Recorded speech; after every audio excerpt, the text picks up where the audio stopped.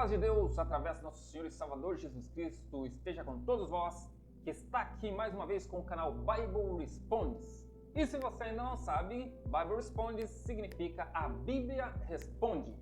Esse canal temos por objetivo anunciar o Evangelho de Cristo e tirar as dúvidas que muitos possam ter em relação ao que a Bíblia diz. Porque a Bíblia responde às nossas perguntas, todas elas? Não. Aquilo que ao homem convém saber, a Bíblia responde. A Bíblia responde a própria Bíblia. Temos hoje no nosso canal a lição da CPAD, nesse trimestre trazendo a Igreja de Cristo e o Império do Mal. E nessa lição de hoje, que é a lição 11, temos cultivando a convicção cristã. É importante falar sobre convicção. O que é convicção? É ter certeza de algo. É um convencimento de que aquilo é o que eu acredito, é a crença que eu tenho. E quando nós temos uma convicção cristã, nós temos uma fé, nós temos uma crença, nós temos um convencimento do que nós acreditamos em Cristo como Senhor, de Cristo como Deus, de Cristo como nosso Mestre. Falar de convicção cristã nos dias de hoje é bastante complicado na cultura que nós vivemos, onde o relativismo está solta. Mas se há relativismo, há dúvidas. E nessa cultura, eles tentam colocar dúvida em todos os setores da sociedade, incluindo na nossa crença, no nosso cristianismo. Mas nós temos que estar certos, nós temos que estar convictos daquilo que nós acreditamos. E a convicção cristã, ela vem pela experiência em Cristo. Porque se Cristo nos faz algo grande, logo mais nós não temos como negá-lo. Eu sou um exemplo disso. Passei todos os anos da minha vida acreditando em Cristo. Não existe nenhuma maneira de hoje eu negar a Cristo. Não tem como. Por mais que se eu quisesse, no meu eu negar a Cristo, eu não conseguiria. Por quê? De todas as coisas que Deus já me fez, de todas as experiências que eu tenho passado com Ele, não existe como eu negar de maneira nenhuma que Deus não existe. Não existe como colocar em uma dúvida em mim sobre a convicção que eu tenho em Cristo, porque eu sei em quem eu tenho crido. E é assim como Jó disse. Jó passou por todas aquelas experiências e ele diz assim: eu sei que o meu Redentor vive. Imagina a crença, imagina a convicção, imagina o convencimento que ele tinha. Ele diz: eu sei que o meu Redentor vive. E por fim, no fim de tudo, ele se levantará sobre a terra. Essa tem que ser a convicção do cristão. Essa tem que ser a nossa crença. Esse tem que ser o nosso convencimento. Lição 11 do dia 10 de setembro de 2023, Dia Nacional de Missões. Cultivando a convicção cristã. Texto Paulo diz: porque a nossa exortação não foi com engano, nem com imundícia, nem com fraudulência. Está registrado no livro de 1 Tessalonicenses, capítulo 2, versículo 3. A verdade prática diz: o cultivo da convicção cristã é imperioso para a prática e a defesa da fé em tempo de adversidades. A nossa fé cristã, ela tem que ser cultivada. E como ela pode ser cultivada? A fé é um dom que Deus deu para todos. Fé, ela é individual, mas Deus deu para todos os santos. É o que está registrado ali no livro de Judas. A fé que uma vez foi dada aos santos. Todos os santos receberam essa fé. Mas essa fé, ela veio de Deus como um presente. Agora, o que o crente tem que fazer com essa fé? Ele tem que cultivar. Porque, de novo, a fé é como uma semente. Como a semente da mostarda. É como uma semente. A semente da mostarda, ela é uma sementinha. Que ela é plantada. E essa sementinha, ela agora dá uma árvore. Ela nasce. E essa árvore, ela vai crescendo. Ela cresce, cresce, cresce e ela se torna uma grande hortaliça, a maior das hortaliças. A nossa fé, ela é da mesma forma. Para os santos, Deus deu essa fé. Agora nós devemos pegar essa fé e cultivá-la. Como é que nós podemos cultivar a fé? Nós cultivamos a fé usando a fé, regando a fé. Temos uma adversidade? Temos um problema? Acreditamos. Confiamos em Deus. Temos fé em Deus. Ele agora resolve o problema. Se começa com aquele probleminha que você tem, faça uma experiência. Pega aquele menor dos seus problemas, aquele que você fala assim, ó, isso daqui é um probleminha, mas eu não estou conseguindo resolver. Ele é pequeno, mas acaba sendo grande para mim. E confia nas mãos de Deus. E você vai ver que Deus resolve. Às vezes pode ser aquela pequena dor de cabeça. Você fala, sabe o quê? Eu não vou tomar nenhum comprimido. Eu vou acreditar que Deus, Ele vai tirar essa dor de cabeça de mim. E você simplesmente ora e acredita. E aquela dor de cabeça desaparece. O que você está fazendo? Cultivando a fé. Você vai notar que a sua fé ela cresceu um degrauzinho a mais. Logo mais você vai ter um outro problema que é um pouquinho maior do que aquele. E você coloca nas mãos de Deus de novo e confia nele. De novo, cultiva a fé. E Deus resolve. Vai chegar num ponto que a sua fé vai estar como a maior das hortaliças. Aquele maior problema que vem na sua frente, você já não teme mais. Você fala, eu estou com Cristo, eu acredito em Cristo, eu confio em Cristo. E você passa por aquele problema. Por quê? Porque você confiou em Deus, você cultivou a fé. Agora você tem uma convicção e ela é imperiosa para que agora você possa combater, você possa defender a fé que você tem em Cristo. Quando vem a maior das adversidades, você pode agora defender a fé que você tem, porque você tem plena convicção na fé que você tem em Cristo Jesus. Nossa leitura bíblica em classe está registrada no livro de 1 Tessalonicenses, capítulo 2, do versículo 1 ao versículo 12. Porque vós mesmos, irmãos, bem sabeis que a nossa entrada para convosco não foi vã. Mas havendo primeiro padecido e sido agravados em Filipos, como sabeis, tornamos-nos usados em nosso Deus para vos falar o Evangelho de Deus com grande combate. Porque a nossa exortação não foi com engano, nem com imundícia, nem com fraudulência. Mas como fomos aprovados de Deus para que o Evangelho nosso fosse confiado, assim falamos não como para agradar aos homens, mas a Deus que prova o nosso coração. Porque, como bem sabeis, nunca usamos de palavras lisonjeiras, nem houve um pretexto de avareza, Deus é testemunha. E não buscamos glória dos homens, nem de vós, nem de outros, ainda que podíamos, como apóstolo de Cristo, ser vós pesados. Antes, fomos brandos entre vós, como a ama que cria seus filhos. Assim nós, sendo vós tão afeiçoados, de boa vontade, quiséramos comunicar-vos não somente o Evangelho de Deus, mas ainda a nossa própria alma, porquanto nós éramos muito queridos. Porque bem não lembrais, irmãos, do nosso trabalho e fadiga, pois trabalhando noite e dia, para não sermos pesados a nenhum de vós, vós pregamos o Evangelho de Deus. Vós e Deus sois testemunhas, de qual santa, justa e irrepreensivelmente nós houvéssemos para convosco os que crestes. Assim, como bem sabeis de que modo vós exortávamos e consolávamos a cada um de vós como pai a seus filhos, para que vós conduzisseis dignamente para com Deus e vos chamas para o seu reino e glória. Essa leitura bíblica em classe, o exemplo de Paulo deixa aqui um exemplo para muitos líderes cristãos. E não só para os líderes cristãos, mas para todos nós que somos servos de Deus. Mas, especialmente para os líderes cristãos. Por quê? Ele deixa aqui um exemplo de como é que o Evangelho de Cristo tem que ser anunciado. Primeiro, o Evangelho de Cristo tem que ser anunciado não de maneira vã, nem para o seu próprio benefício, mas de boa vontade. O Evangelho de Deus é boas novas. Primeiro, o Evangelho de Deus, nós temos como cristãos a obrigação de anunciar o Evangelho de Deus. Mas essa obrigação é colocada em nós pelo nosso próprio livre-arbítrio, pela nossa própria vontade. Nós temos essa vontade de anunciar porque nós somos salvos. Nós somos obrigados porque nós entregamos a nossa vida para Deus. Ele é o nosso mestre. Não pode ser vã, tem que ser de boa vontade. Essa é a primeira lição que ele deixa. E no nosso textual, ele vai mais a fundo e ele diz: a nossa exortação não foi com engano, nem com imundícia e nem com fraudulência. 3 coisas que ele coloca aqui. Primeiro, não foi com engano. A Bíblia, ela é clara e ela é justa.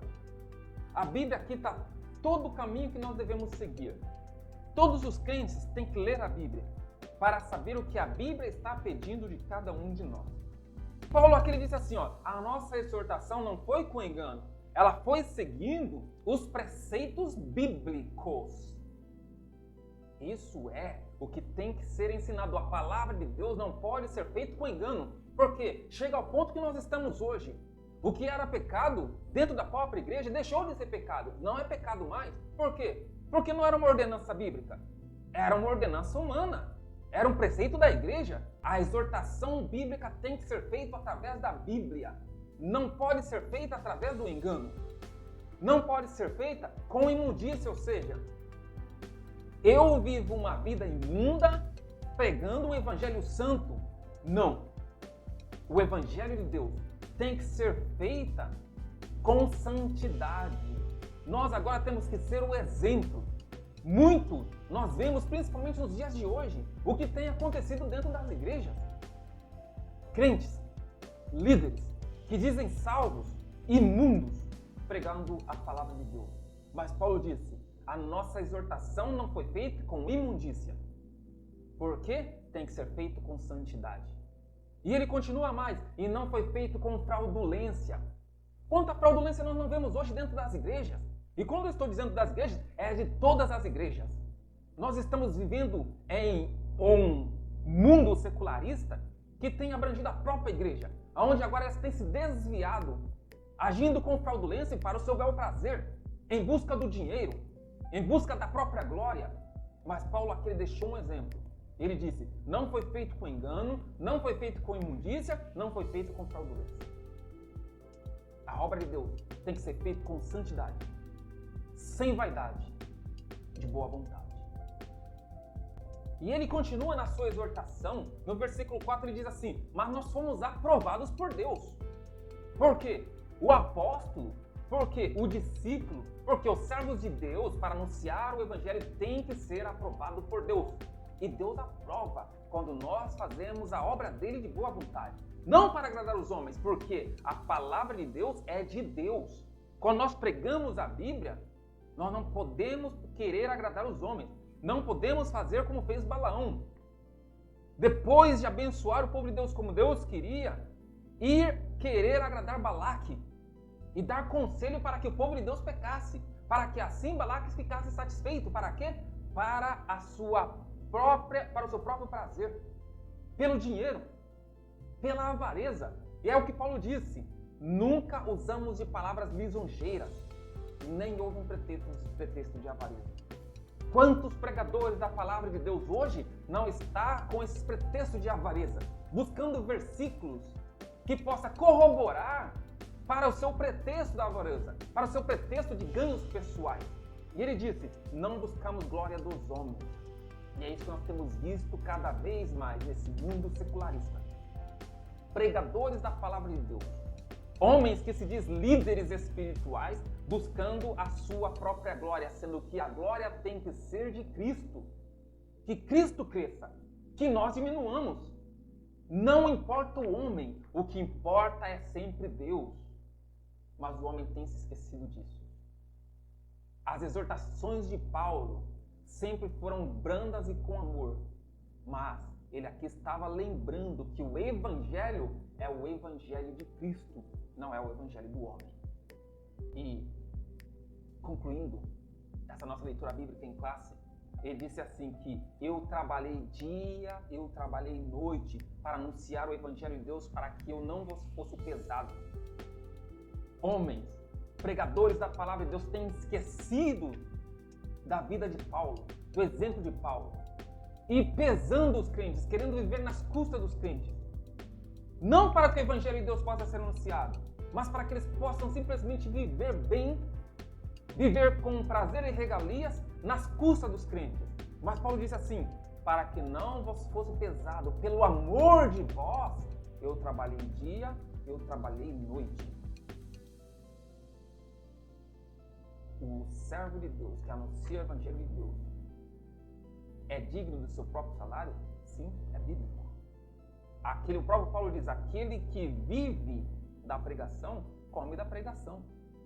Mas isso não foi para o homem enriquecer à custa da pregação. Ele diz, come da pregação, vive da pregação.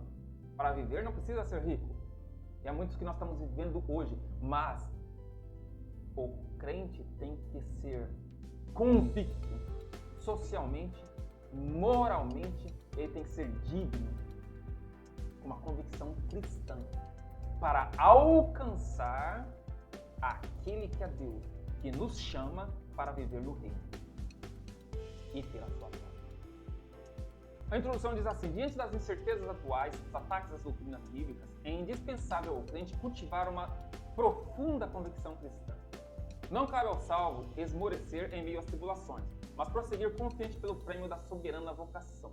Nesta lição estudaremos os aspectos espiritual, moral e social que formam a convicção de nossa fé cristã. O objetivo é despertar em cada cristão o desejo de ser um autêntico embaixador de Cristo em um mundo de trevas. Nossa convicção cristã é formada pelos aspectos espiritual, moral e social. Em cada um desses aspectos nós temos que ter uma convicção. A nossa convicção espiritual tem que ser grande. E como que ela pode ser alcançada? Nós vamos ver isso em um tópico. Como que formamos a nossa convicção espiritual? Como que nós formamos a nossa convicção moral? E como nós formamos a nossa convicção social? Nós temos que ser convictos em cada uma dessas áreas. Espiritualmente, que vem através de Cristo, também dentro da nossa convicção cristã. Moralmente, nós temos que ser convictos e socialmente. Vamos ao nosso primeiro tópico, que é sobre a nossa convicção espiritual. Poder do Espírito. Por orientação divina, o Evangelho foi proclamado na Europa. Paulo teve uma visão em que um homem lhe dizia: passa a Macedônia e ajuda-nos. A partir dessa revelação, a mensagem da cruz foi anunciada em Filipos e depois em Tessalônica. O apóstolo deixa claro que o Evangelho não foi pregado como mero discurso racional, mas sobretudo em poder no Espírito Santo, em plena convicção. Nesse caso, o Evangelho foi ministrado com ousadia no poder do Espírito, de modo que resultou na salvação e libertação dos Tessalonicenses. Assim, podemos afirmar que na ausência de convicção espiritual, a palavra de Deus é reduzida a mero intelectualismo humano e seu resultado é ineficaz na transformação de vidas. A primeira coisa que traz a convicção espiritual é o poder do Espírito. Porque quando o Espírito de Deus opera, nós vemos o Espírito Santo operando, nós vemos o poder que o Espírito Santo está operando, e isso nos traz uma convicção, uma crença maior. A palavra de Deus, quando Paulo pregou na Europa aos macedônios, não foi simplesmente pelas palavras que ele tinha. Paulo era um homem cheio de palavras, era um homem sábio, era um homem que tinha um conhecimento vasto, conhecido como o maior teólogo que já existiu. Paulo, ele pregava que pessoas paravam para ouvir, mas se fosse somente pelas palavras de Paulo, ele não conseguiria fazer com que as pessoas tivessem o conhecimento ou com que as pessoas parassem para ouvir e aceitar a palavra de Deus. Isso veio com o poder do Espírito Santo. Não foi com o mero intelectualismo de Paulo. É o poder do Espírito Santo operando faz com que a convicção espiritual possa ser maior. O poder do Espírito Santo e a convicção na pregação faz com que as pessoas podem parar para ouvir e aceitar o Senhor como Salvador. O segundo subtópico traz a confiança em Deus. O apóstolo declara que mesmo tendo padecido e sido agravados em Filipos, sua fé não estava abalada. Ele se refere à perseguição sofrida antes de pregar em Tessalônica. Paulo e Silas tinham sido publicamente espancados com varas, e em seguida lançados no cárcere interior com os pés no tronco. Todavia, apesar de feridos, perto da meia-noite, oravam e cantavam hinos a Deus. Após essa severa provação, não esmoreceram, mas impelidos pelo Espírito vieram a Tessalônica. Na cidade, em meio às suas lutas e com ousada confiança, anunciaram a Cristo. Nessa perspectiva, somos encorajados a não desfalecer na pregação do Evangelho, mas confiados em Deus, jamais recuar, mesmo diante das ameaças de prisão ou de morte. Confiança em Deus é tudo. Quando nós confiamos em Deus, nós não desfalecemos. Mas a confiança em Deus ela tem que ser plena. A confiança em Deus não pode ser simplesmente pela metade. Confiar em Deus é colocar os problemas na mão de Deus e saber que Ele vai resolver da maneira dele. Que Ele vai fazer tudo o que é melhor para nós conforme os olhar dele. A confiança em Deus não é simplesmente pedir uma coisa para Deus esperando que seja feita da nossa vontade. Não. Confiança em Deus é quando nós confiamos a Ele todos os nossos problemas e deixamos que Ele resolva. E mesmo que aos nossos olhos pareça ruim, nós temos confiança nele, que é o melhor que tem para nós. Confiança em Deus é tudo. Confiança em Deus é, mesmo pregando o Evangelho, ser açoitado. Mesmo pregando o Evangelho, ser crucificado. E mesmo assim, estar confiando em Deus. De novo, vai contra a lógica da prosperidade. Que nós não passaremos por essas tribulações. Que não correremos esses riscos. Vai contra essa contramão. Confiança em Deus é olhar para além da onde os olhos podem ver. Confiança em Deus é podermos fechar os nossos olhos e deixar que Deus nos conduza até o lugar que está preparado para nós. E quando nós abrimos os nossos olhos, nós vemos que nós estamos no deserto. E agora? O que vem? A oração ou a murmuração? Se nós realmente confiamos em Deus e deixamos que Ele nos guiasse, nós então agora devemos agradecer, porque ali naquele deserto vai surgir fontes de água viva, porque nós confiamos em Deus. E o terceiro subtópico traz a fidelidade na pregação. O apóstolo dos gentios assegura que o evangelho anunciado em Tessalônica não foi com engano, nem com imundícia, nem com fraudulência. Mostra que a doutrina cristã não procede de fábulas inventadas, condutas imorais ou de artifícios para seduzir as pessoas a crerem em mentiras. Ao contrário, Paulo declara que o evangelho é de Deus e que o próprio Deus o comissionou como arauto, não como para agradar os homens, mas a Deus que prova o nosso coração. Dessa forma, o propósito do apóstolo não era de satisfazer seus ouvintes com falsos discursos. Nesse sentido, somos exortados a manter fidelidade na pregação, repudiar os falsificadores da palavra de Deus e anunciar Cristo com sinceridade. A terceira parte da convicção espiritual é a fidelidade na pregação. E a fidelidade na pregação ela tem que ser também completa. A fidelidade na pregação, ela não vem primeiro inventando mentiras. Não vamos inventar fábulas para que eles possam acreditar. Não, são fatos. É a Bíblia trazida para as pessoas. Não é histórias inventadas. Não são fábulas contadas.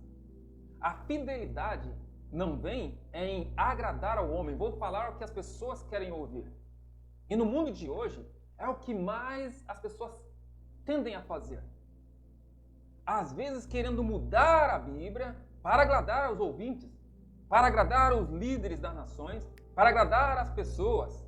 Mas a palavra de Deus, ela é o que ela é. E ela tem que ser pregada como tal. Isso é a fidelidade na pregação da palavra de Deus. Não sou eu falando, é a palavra de Deus. Não sou eu que estou falando o que é pecado, é a palavra de Deus. E nesse mundo secularista é muito difícil, mas nós temos que ter essa fidelidade. De novo, a pregação é de Deus. O evangelho é de Deus. Não sou eu. Eu sou apenas o arauto. Nós, servos de Deus, somos apenas o arauto. E o arauto, o que ele faz? Ele faz aquilo que está colocado para ele fazer. Uma pessoa chega para o arauto e fala assim, ó, você vai lá e vai anunciar tal coisa. O arauto vai e anuncia aquilo que foi mandado ele anunciar. Ele não vai anunciar uma coisa diferente. Mesmo que os outros querem ouvir diferente. É aquele negócio. Olha, eu sou apenas um mensageiro. Você quer fazer alguma coisa, faça com quem me enviou. Eu sou apenas um mensageiro. Nós somos os mensageiros de Cristo. Nós somos os arautos do Rei. E o que nós estamos fazendo é simplesmente anunciando a pregação, anunciando a palavra. E isso tem que ser feito com fidelidade. A convicção espiritual, ela vem com esses exemplos que foi trazido nesta revista. Convicção espiritual é quando nós estamos crentes naquilo que nós estamos falando. Que é espiritualmente, que é cristão. É ao ponto de que uma certa vez, um certo pastor, ele tinha uma igreja e aquela igreja não crescia. Aquela igreja sempre pequenininha. Poucos membros. E um dia, chegou na frente daquela igreja um circo. E aquele circo, então, o palhaço começou a pregoar o circo e aquele circo se encheu. E todos os dias o circo ficava cheio. E um dia o pastor, então, foi conversar com o palhaço e disse, me diga uma coisa, O que é que você faz para o seu círculo sempre encher? Porque eu prego e a minha igreja sempre está pequena, poucas pessoas. Mas todos os dias o seu círculo enche.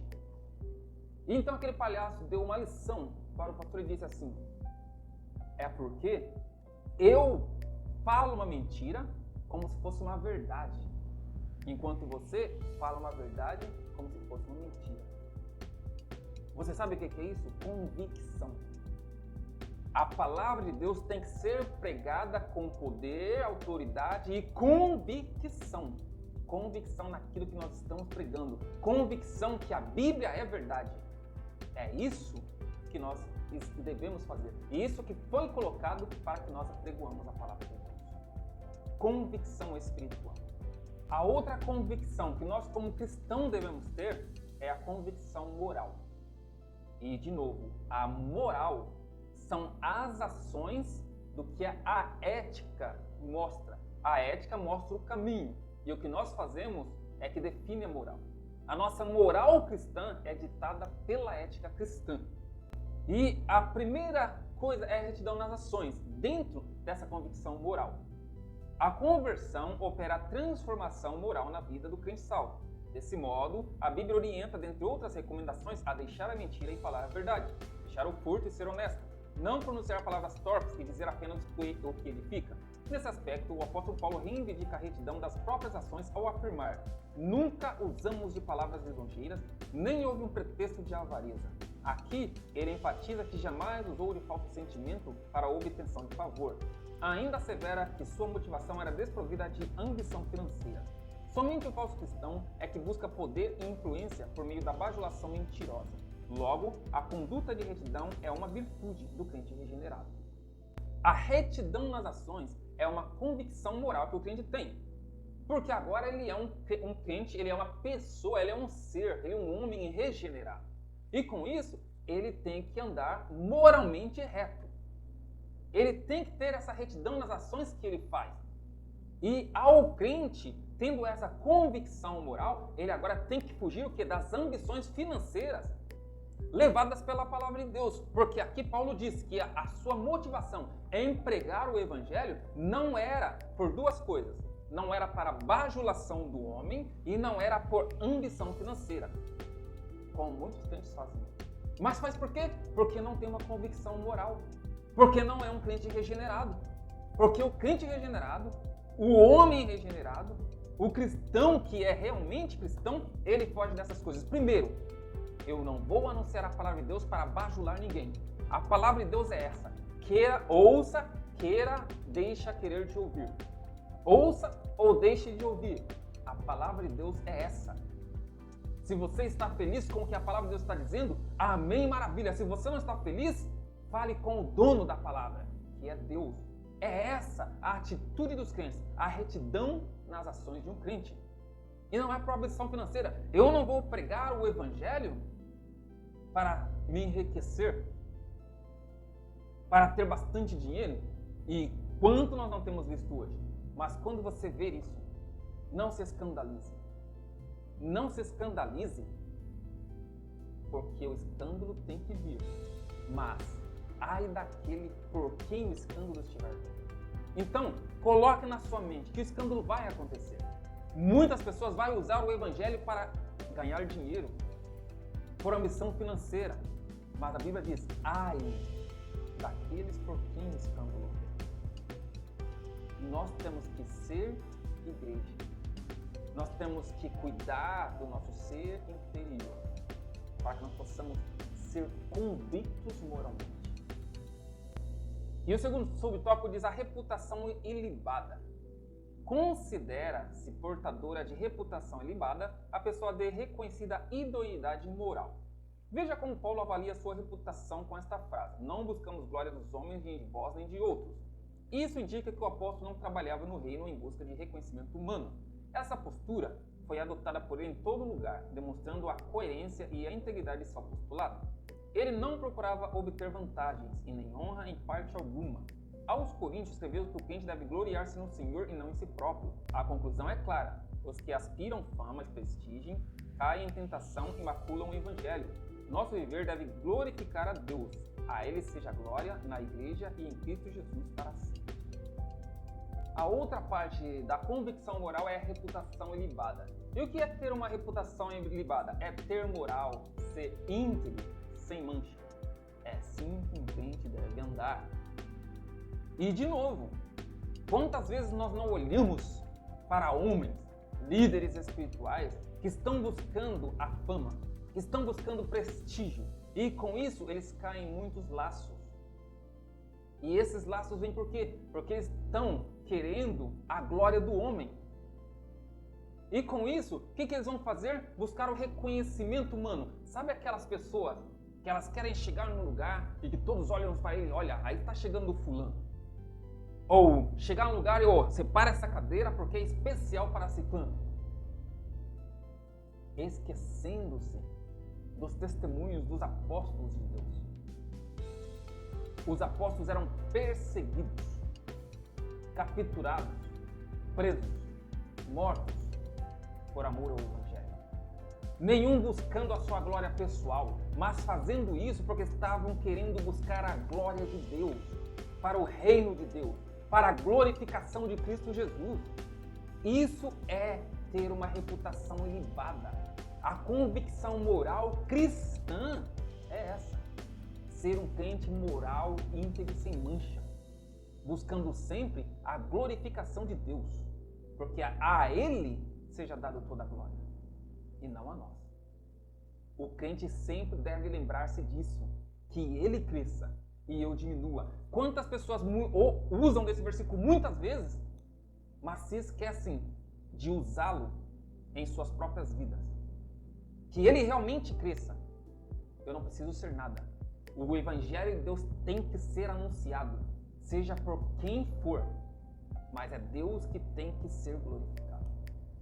E por fim, na convicção moral vem a vida irrepreensível. O adjetivo irrepreensível denota uma conduta que não pode ser censurada. Nesse contexto, o apóstolo invoca a Deus e a igreja em Tessalônica como testemunhas de sua postura santa, justa e irrepreensível. Essas designações implicam obediência nas questões morais, atitude de retidão exemplar e conduta sem motivo algum de reprovação. Denota um padrão de comportamento para com Deus, para com os homens e para consigo mesmo. Ciente da influência que sua vida exercia sobre os fiéis, o apóstolo diz: para vos dar em nós o mesmo exemplo, para nos imitardes. Assim, o grau de comprometimento adotado pelo crente com os valores do reino é o reflexo do nível de sua comunhão com Deus. Quando nós falamos sobre vida irrepreensível, muitas pessoas podem dizer é impossível que o homem seja irrepreensível. Mas Douglas Batista ele coloca assim: assim o grau de comprometimento adotado pelo crente com os valores do reino é o reflexo do nível de sua comunhão com Deus. Ao homem natural é impossível que ele seja irrepreensível. Vivendo nesse mundo com essas culturas, às vezes nós somos capturados no meio disso tudo. E nós, como seres humanos, nós podemos sofrer uma viés e dar uma desviada do caminho certo. Mas ele diz assim, o comprometimento adotado pelo crente é o reflexo do nível de comunhão com Deus. Isso quer dizer o quê? Quanto mais nós andamos com Deus, mais nós vamos estar com uma vida irrepreensível. Porque quando nós andamos com Deus, nós vamos estar fugindo do pecado. E quando as tentações vêm, Deus está ali do nosso lado e a nossa comunhão com Ele vai ajudar-nos a fugir das tentações. Então, o grau de comunhão que nós temos com Deus é o grau de comprometimento que nós temos com a moralidade, com essa convicção moral. Então, a vida irrepreensível do crente depende de qual comunhão ele tem com Deus. E isso é com todos nós.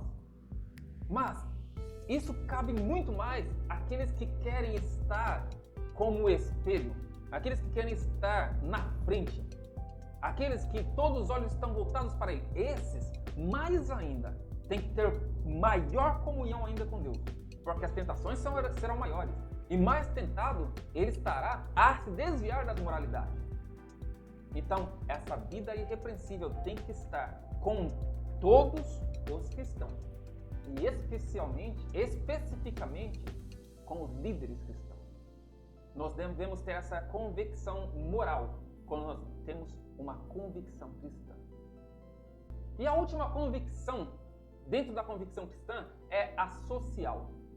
E diz assim, dentro do nosso tópico 3 da convicção social, o nosso primeiro subtópico, bem-estar comum. O bem-estar comum alcança o homem em suas necessidades físicas e espirituais.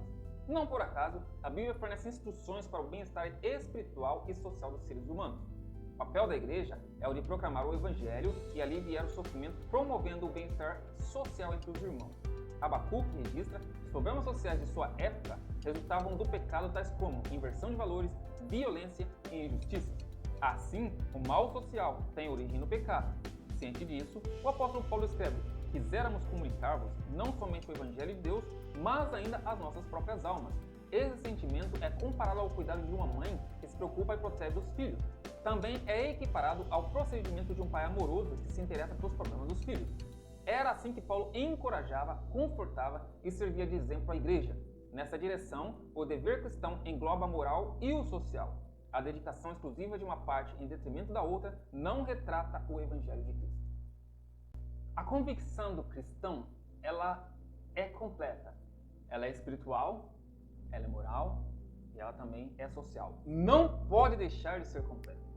Não pode haver um foco exclusivo em uma parte. Eu sou somente espiritual.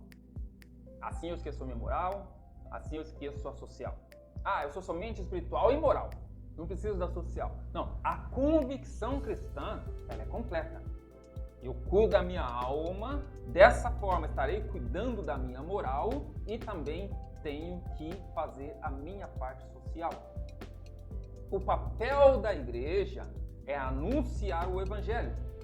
Não se esquecendo do que o Tiago escreveu. O que Tiago escreveu? Ele disse assim, a religião pura e imaculada é, primeiro, manter-se afastado da corrupção do mundo, ou seja, cuida da sua parte espiritual. E ele disse o que depois? E cuidar das viúvas e dos órfãos nas suas tribulações. Então veja bem, parte espiritual andando junto com a parte social. Isso é uma religião pura e imaculada. Fugiu disso, deixou de ser a verdadeira religião. A convicção cristã, ela não pode esquecer o social. A igreja não pode esquecer, não pode simplesmente só pregar o evangelho sem deixar de praticar as obras, como também não pode focar somente nas obras sem deixar de pregar o evangelho e praticar a fé. A convicção cristã, ela é completa, cuidando do bem-estar comum. Todos os crentes vivendo em comunhão. Todos os crentes vivendo em união. O bem-estar comum da igreja de Deus. Nós temos que nos renovar o nosso homem interior, dia a dia, lembrando-se das nossas convicções. Nós devemos voltar à Bíblia. Nós devemos voltar ao princípio. Ok, vamos rever tudo. Como estão as nossas convicções? Como está a nossa convicção social? Como está o nosso bem comum? E a nossa dedicação altruísta, é o que diz nosso segundo subtópico. O apóstolo se dedicou com profundo altruísmo na pregação, na propagação do evangelho. Apesar do direito inerente ao seu apostolado, ele decidiu nada receber, ainda que podíamos, como apóstolo de Cristo, ser vós pesados. Assim sendo, para prover o necessário sustento, o apóstolo valeu-se de seu ofício de fabricante de tendas. Acerca disso, recordava aos irmãos do seu trabalho e fadiga, pois trabalhando noite e dia, para não sermos pesados a nenhum de vós. Para não se tornar um fardo para a igreja, ele se desgastou numa atividade laboral extenuante. Aqui é importante ressaltar que a Bíblia não condena a provisão financeira para os obreiros, pois o próprio apóstolo escreveu que aos que anunciam o evangelho que vivam no evangelho, e que digno é o obreiro do seu salário. Assim ele explica que não usou dessa justa prerrogativa, porque conhecia a extrema pobreza da igreja de seu tempo, que suportou as restrições financeiras para não criar obstáculo ao evangelho, e que tudo fez para ganhar o maior número possível de almas. Nesse sentido, aprendemos que o amor sacrificial e o trabalho voluntário e despendido são essenciais para o crescimento do reino e devem fazer parte de uma profunda convicção cristã, como contraponto claro ao espírito da Babilônia, que é o oposto do altruísmo cristão. tudo isso para falar da dedicação altruísta. Primeiro, é uma prerrogativa justa de que o obreiro necessita viver do seu salário, tem que ter o seu salário. Que aqueles que pregam o evangelho, que vivam no evangelho, ok, é uma justa prerrogativa. Agora vamos lá. Será que se nós pegarmos aquele pregador que ele já é super conhecido, famoso, e dizer para ele, olha, vamos te enviar para um campo onde eles não podem pagar o seu salário. Mas nós precisamos que você vá lá porque você é usado pela palavra de Deus. Não, você não tem simplesmente somente o conhecimento teológico, mas você tem o poder de Deus na sua vida. E quando você prega, as pessoas te ouvem, o poder de Deus é tanto que as pessoas se convertem. Nós precisamos que você vá naquele campo, mas você não tem salário. Você vai precisar trabalhar lá, laborar, ir no campo, plantar, colher, por um bom tempo. Será que ele ia aceitar, sendo que ele já era afamado e tudo mais? Hoje em dia, é muito difícil nós encontrarmos essa dedicação altruísta desses pregadores que querem viver do evangelho. Paulo diz assim, olha, é justo que eu viva do evangelho. É justo que eu aceite um salário pelo que eu estou fazendo.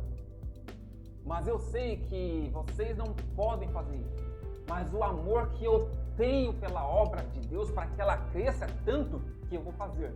E eu duvido que tenha um pregador hoje que tivesse mais conhecimento do que Paulo tinha. E ele assim fazia.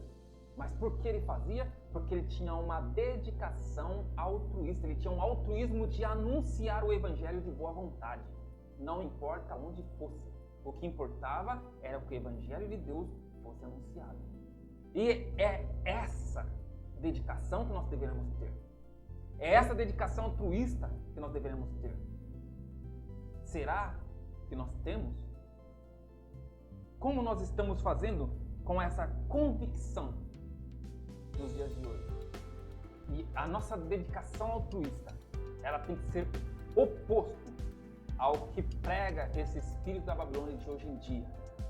E com isso trazemos a nossa conclusão, que diz assim: Paulo foi submetido a uma série de provações durante seu ministério. Não obstante, ele nos deixou exemplo de intensa convicção de nossa eleição em Cristo. Destacam-se sua convicção espiritual, resultante do poder do Espírito, sua convicção moral como reflexo do temor a Deus e sua convicção social, demonstrada pela abnegação em servir. Rarifica-se que em nossos dias carecemos dessa firme convicção em defesa dos interesses do reino de Deus na terra. Nos tempos em que nós estamos vivendo, nos dias de hoje que nós estamos passando, nós temos que ter essa convicção cristã que abrange todas essas áreas. A nossa convicção espiritual, que nos é dada pelo poder de Deus, que opera as maravilhas. A nossa convicção moral que nós temos ao agir moralmente dentro da ética cristã, e as nossas convicções sociais em abnegar-nos e nós doarmos para fazer a obra de Deus. Nesse mundo em que vivemos, essas nossas convicções têm que estar na nossa vida para que nós possamos combater quando o mundo vem querer que nós duvidamos da nossa fé, que nós duvidamos do nosso cristianismo. Para que nós possamos combater o espírito da Babilônia, nós temos que estar convictos, crentes em Deus, crentes em Cristo, crentes no poder de Deus. E só assim nós teremos vitória. Que Deus possa abençoar a cada um de nós e fiquem com Deus crescendo nessa convicção cristã. Amém.